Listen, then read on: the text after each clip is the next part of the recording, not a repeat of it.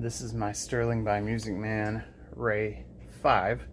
That's the sub series with many modifications. And I wanted to talk about this bass today because I bought it and modified it with it being a plan to have the one bass that I would use all the time. And it didn't exactly turn out like that, but I wouldn't necessarily say that I failed either. As I was coming up with the idea to do this video, I thought about the first time I really noticed a Stingray, which was Another One Bites the Dust.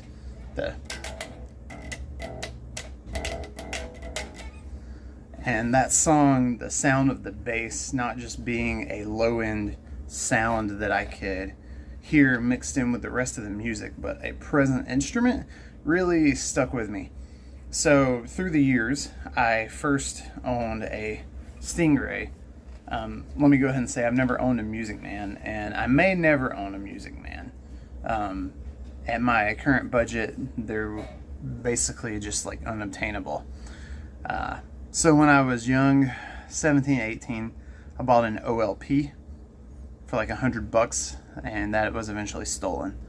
Then many years later, I was 25 or so, and the Sterling line had come out, and I bought a 4-string, a Ray 4, a sub-series, that I really enjoyed, and it was another impulse buy. That one was $300 at the time, and it was made incredibly for the price, but the output was really loud with the pickup. So I tried several different mods with that bass to land on something. I did a passive with a Seymour Duncan pickup, then I did active with EMGs and EMG electronics. It was really great bass. I eventually tuned it down to B-E-A-D. And then I just decided I want a 5-string, right? I had several different ideas in my mind, including the Ray 35 series. So here's where I want to talk a little bit about what you can do with your money.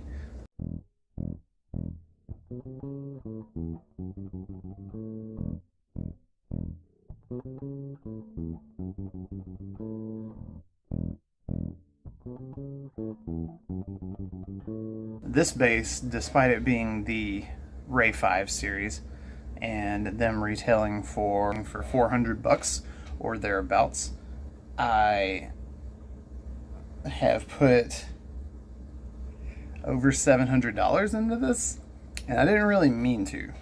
Let me further explain. So I had my eyes on this color from the first time I saw it. As a matter of fact, when I bought this, I still had the blue one. I made the decision to sell the blue after I got this, and I started doing what I was doing. My first mods to this bass were to put in a Tone Monster preamp. The Tone Monster preamp is solderless, and this particular one was active passive and had a tone knob. So I opted for the one with bass, treble, tone, volume. This switch is here because I, right off the bat, opted for a Nordstrand MM5.4 pickup, which was a 4-coil, quad coil, 5-string Musicman pickup, which sounded really good, and I could solo the front coil and it still be hum canceling. And the front coil with a low output pickup was sort of in the ballpark of maybe a, I don't know, like a Rickenbacker bridge pickup, or like a 50s P-bass pickup pushed back a little bit. It didn't sound like a bridge pickup at all because of this position. I just wanted to point out to you that this to the bridge is like 4 inches. So it's surprisingly more warm and subtle than you would think if you can do that. Now, I was having a lot of strange noise that was being introduced from that pickup into the system. It was sort of a crackle, and I looked up some stuff online. I tried to shield the bottom of the pickup with some copper tape. I just couldn't get rid of it. I don't know what the deal was, so I tried the Aguilar because my thoughts were something completely encapsulated in epoxy would be quieter, and it is quieter. This is a really cool pickup. It's very different than your standard I shouldn't say it's very different. It is definitely different than your old school Musicman pickup, but it still sounds Musicman-ish, and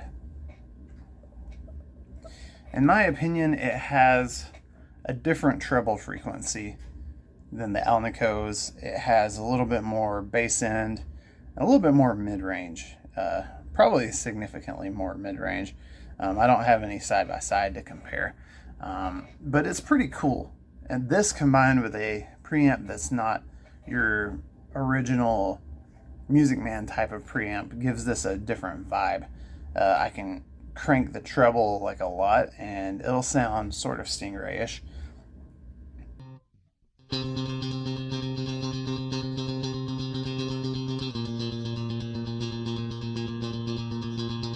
It's not sort of, it's pretty Stingray-ish, but it's still different than the old style. But it's a little bit more versatile. Now, in versatility, passive and rolling down the tone is pretty cool in this bass and gives you a much different character than you'd get from any off-the-shelf Stingray. So if you compare the cheapest Ray 5 from Sterling, has a 3-band preamp, an Alnico pickup, it has a side jack, so you have volume, bass treble, bass mid treble. Here you have your Alnico pickup. It has a different bridge, it has a different string spacing, and it comes in some simple colors, including a really cool Dorado green that I like. So that would be the cheapest. The Ray 35s go all the way above $1,000. Some of them have tops, some of them have transparent colors, some of them poplar burl, some of them flame maple. There's some different things. I really like the Daphne blue with the 2 pickups. At one point I considered saving up and getting that one. So I say a whole lot of words to say this. Here are some things that are pretty different between the 35 and the, well, you could say the 25, but the Ray 5 series.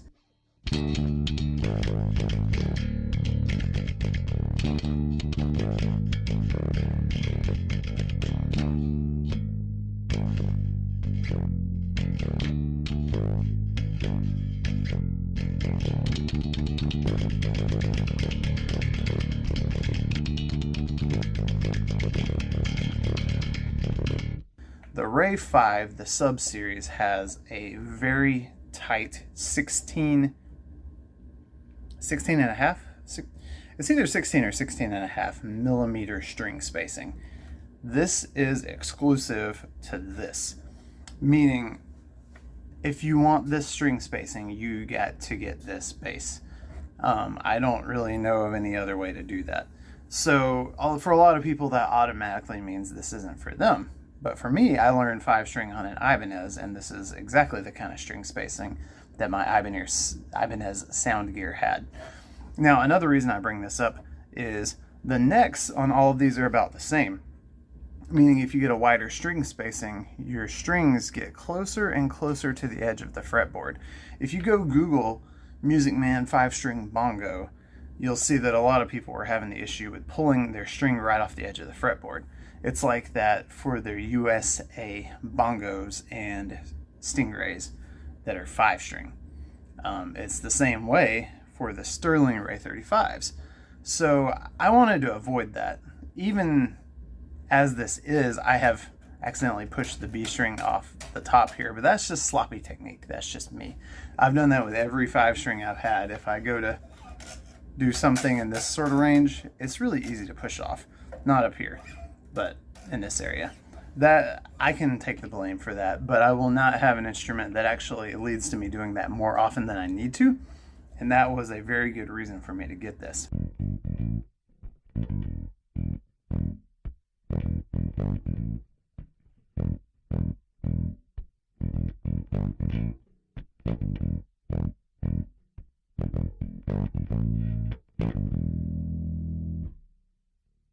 Now, at first, upon purchasing this, I got the pickup and the preamp, meaning that on top of my B-stock price of $289, I was only intending to put like $115, $120 pickup and an $89 preamp in here. and I was just going to leave it alone after that point. But then things didn't go that way. So I ended up getting a more expensive pickup, which, you know, don't get me wrong, I still wish I could coil split, but now I have a switch that I installed that does nothing. What can you do? I may turn it into a kill switch one day. But I have this pickup which sounds really nice and makes it different in the preamp. But, you know, over time, I started seeing other things that I could improve, right? So hence the thumb rest here, which is pretty cool, because even if you're playing through a bridge pickup, if you play in this position, you warm up your sound.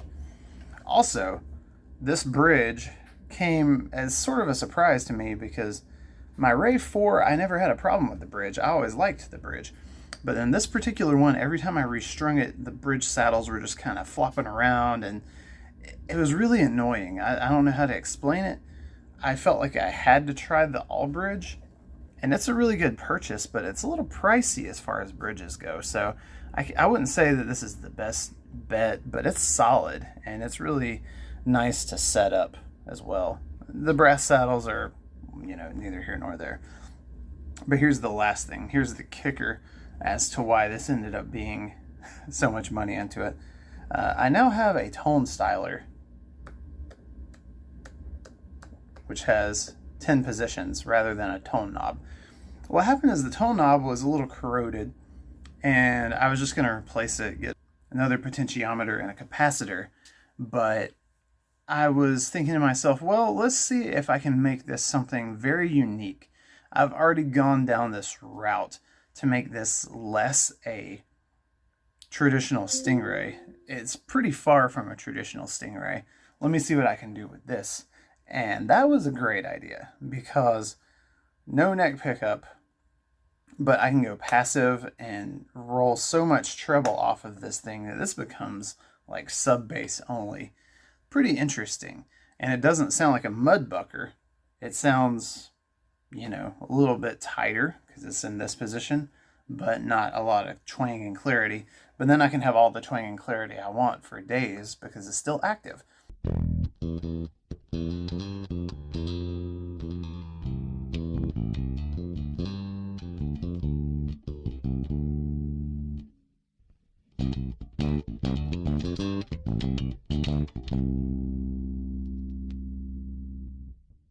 So active, passive, bass and treble only, 2-band, tone styler, ceramic pickup that's completely encapsulated, different bridge, different string spacing. This became my own, like actually my own. There's no other Stingray like this. So this is an example of what you can do when you choose to buy something cheaper and use it as a platform. Use it as your canvas to create something rather than just buying an existing model. So yeah, this bass will actually stay with me